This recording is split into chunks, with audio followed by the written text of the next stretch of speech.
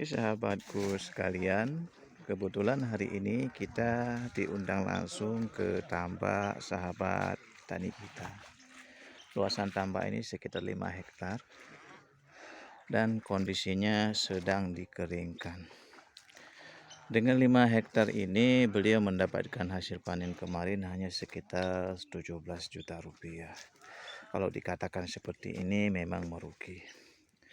Beliau di sini mengundang kita dari Inovasi Tani supaya kita tahu bagaimana gejala kenapa di tambaknya tidak bisa tumbuh makanan ikan secara alami yang otomatisnya yaitu lumut. Secara yang kita lihat dari tadi sampai sekarang, baik dari warna tanah tambaknya, kemudian baunya segala macamnya, ini seperti tanahnya sudah keracunan atau overdosis yang namanya racun kimia ya. Karena secara umum petani tambak kita itu menggunakan kalau bahasa lainnya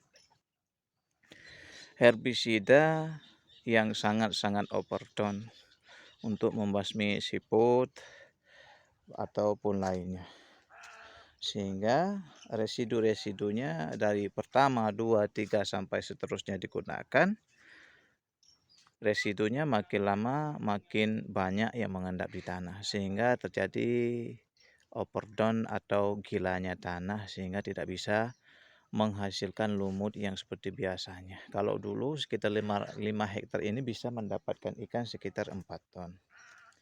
Tapi sekarang tidak bisa karena makanan secara alaminya tidak bisa tumbuh. Jadi kalau seandainya sahabatku semua mempunyai kondisi lahan seperti ini atau tambak seperti ini, itu tolong kondisikan di aplikasi organik. Baik itu menggunakan yang cair ataupun menggunakan organik yang seperti pupuk yang sudah digunakan ya sahabatku. Atau secara simpelnya saya selalu menganjurkan kepada petani kita, baik petani sawah, tambak dan segala macamnya, setiap tambak atau sawah mengaplikasikan cincangan batang pisang. Lakukan secara overdone, lakukan secara berkali-kali di setiap mau panen seperti ini. Karena setelah kondisi seperti ini harus kita jemur minimalnya 2 minggu. Baru boleh kita masukkan air lagi. Kalau seandainya sudah dilakukan seperti ini, maka residu-residu kimia yang ada yang sudah mengendap sekian banyak akan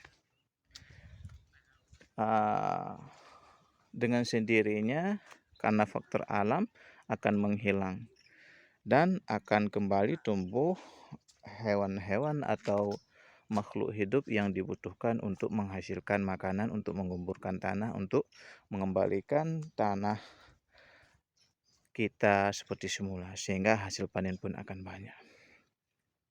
Kemudian kita harus mengurangi yang namanya racun yang biasa kita gunakan, baik itu secara kontinu maupun secara perlahan-lahan atau bagaimanapun itu disebut di daerah masing-masing. Dikarenakan ini faktor-faktor yang sangat perlu diperhatikan. Setelah mengaplikasikan yang namanya organik, baru sahabat-sahabat tani memasukkan air, kemudian sekitar seminggu baru kita tebarkan benih. Ya, kemudian ketika masa-masa perawatan, masa-masa pembudidayaan, itu minimalnya sebulan sekali harus diaplikasikan organik cair dengan ditaburkan secara keliling. Ini secara mekanisme yang kita lakukan ya. Tapi kadang ada yang lebih, itu silahkan monggo. Ini yang kita lakukan. Dan sudah banyak-banyak sahabat-sahabat tani kita, tambak kita melakukan, hasilnya makin lama makin meningkat dengan takaran per kilonya bertambah dari 1 ton, 2 ton, 3 ton, bahkan ada yang 5 ton. Memang agak rumit, agak sulit, agak susah karena membutuhkan biaya. Namun kalau seandainya panen nihil seperti yang kita lihat ini, kan lebih baiknya kita lakukan itu.